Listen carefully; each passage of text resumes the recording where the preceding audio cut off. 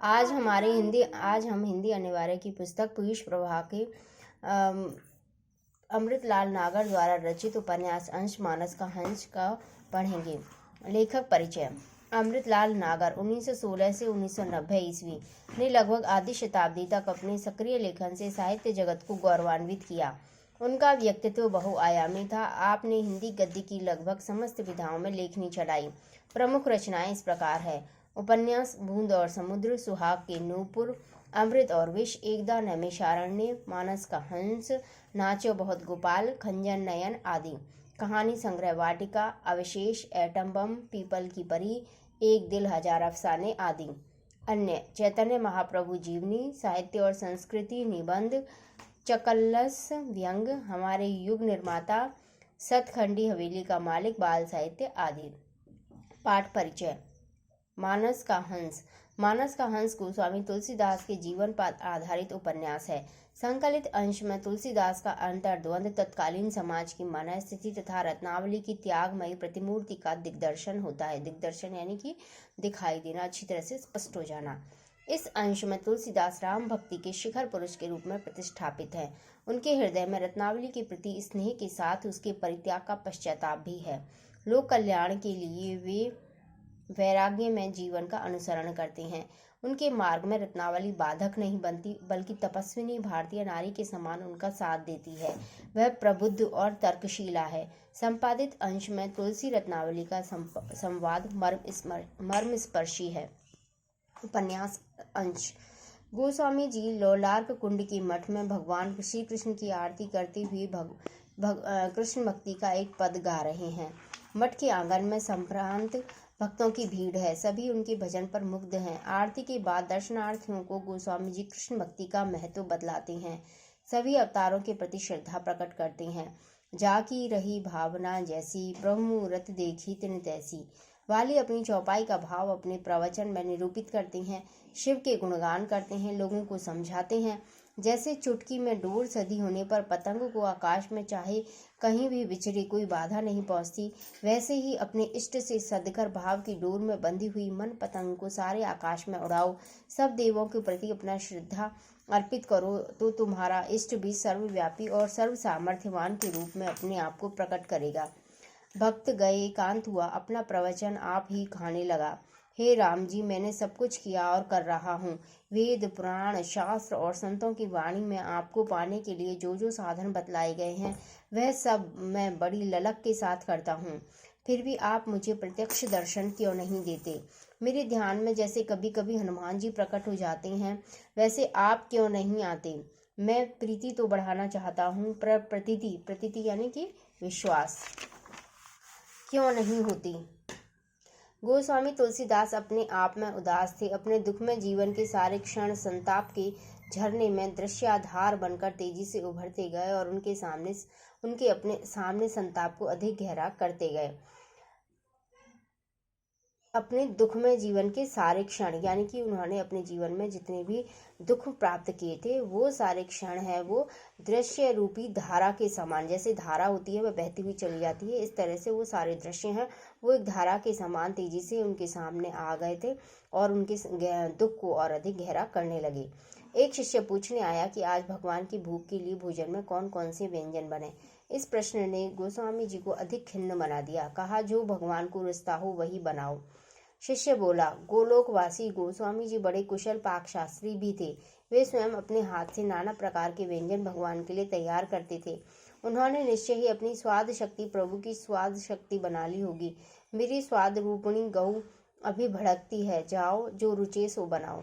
शिष्य निश्चय ही कुछ खिन्न मन होकर चला गया। दालान में मंदिर की चौखट का टेका लगाकर वे राधा मुरलीधर की मूर्तियां निहारने लगे। चौखट का टेका लगाकर यानी चौखट के किनारे खड़े होकर के। हे कृष्ण रूप राम जी, मेरा मन अभी सधा भी नहीं था कि आपने मुझे इस वैभव की भट्टी में डालकर और अधिक तपाना आरंभ कर दिया। हे हरि, मुझ दीन दुर्बल की इतनी कठिन परीक्षा आप क्यों ले रहे हैं? एक ओर तो दुनिया मुझे महामुनि और दूसरी ओर कपटी कुचाली कहती है। केशव, यह दोनों परस्पर विरोधी विशेषताएं तो मुझ में कदापि नहीं हो सकती। फिर भी लगता है कि मैं अति अधम प्राणी हूँ, तभी आप मुझे अपनी प्रतीति नहीं देते। मुझे एक बार भरोसा दिला दो राम जी, एक बार यह कक्ष तुम्हारे आश्वासन भरे स्वर से गूंज उठे, तुम कह दो कि तुलसी तू मेरा है, तो बस फिर मुझे कुछ नहीं चाहिए। मुझे केवल आपका भरोसा, आपका सानिध्य चाहिए। इस प्रतीक्षा में कि भगवान अब अवश्य बोलेंगे। भोले भावुक गोस्वामी जी युगल मूर्ति की ओर टकटकी लगाकर भिखारी जैसी दीन मुद्रा में देखने लगे। विक्रमपुर से राजा भगत पधारे हैं। नाम सुनते ही तुलसीदास का उदास भाव तिरोहित हो गया। प्रसन्न और उत्साहित होकर बोले, कहाँ है राजा? कहकर वे मंदिर वाले दालान से बाहर आए और आंगन पार करते हुए फाटक की ओर तेजी से बढ़ चले। देहले की चौखट पर पैर रखते ही उत्साह ठिठक गया। राजा तो सामने थे ही, रत्नावली भी थी। उनका तपोपूत मुख पहले से अधिक दिव्य लग रहा था। तपोपूत यानी तप से पवित्र हुआ। रत्नावली ने एक बार पति की आंखों से आंखें मिलाईं।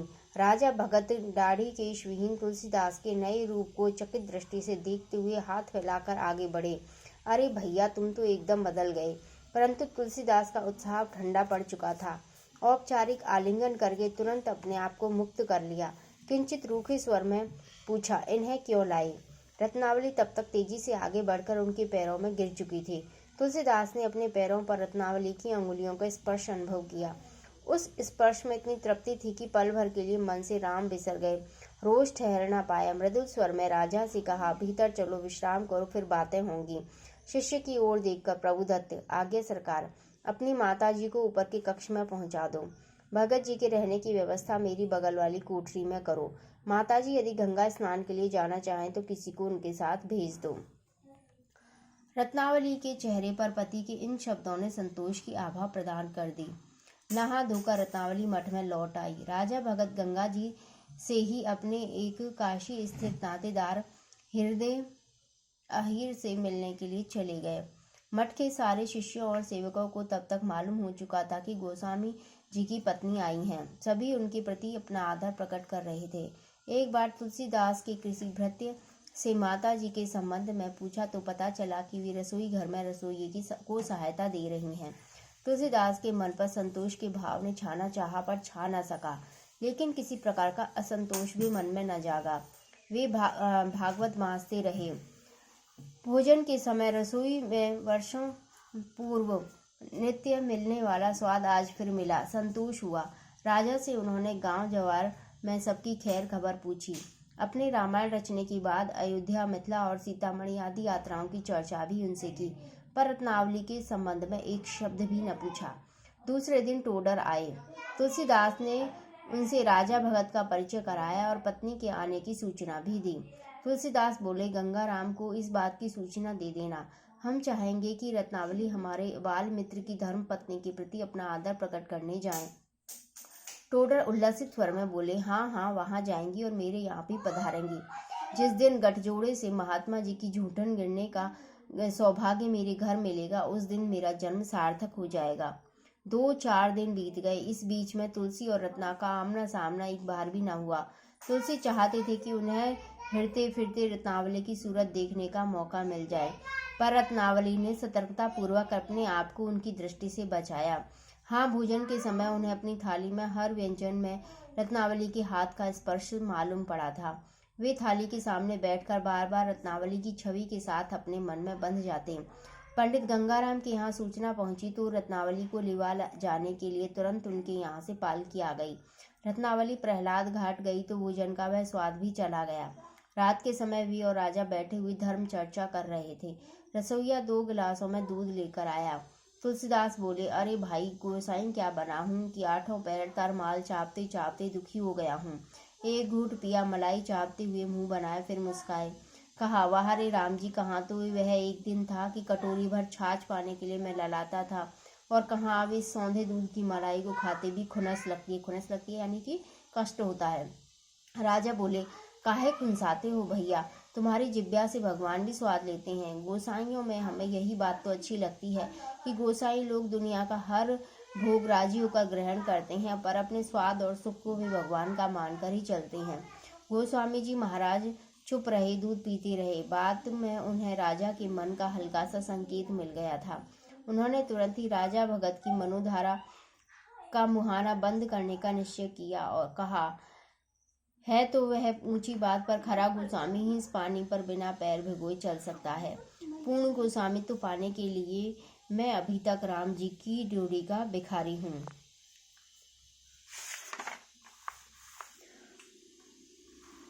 राजा तुलसी का पैंतरा समझ गए। उन्होंने भी अपने पक्ष को दृढ़ता से प्रस्तुत करने की ठानी। कहने लगे, दो तपसी जब मिल जाते हैं तब दोनों को एक दूसरे से आगे बढ़ने का हौसला मिलता है। तुम्हारी तपस्या तो भैया सारा जग देख रहा है, पर हम तो भौजी का तप देख देख कर ही अपने मन को ठिकाने ला पाए। इस कलिकाल में ऐसा कठिन योग साधने वाली जोगिन मैंने नहीं देखी। धन्यवाद।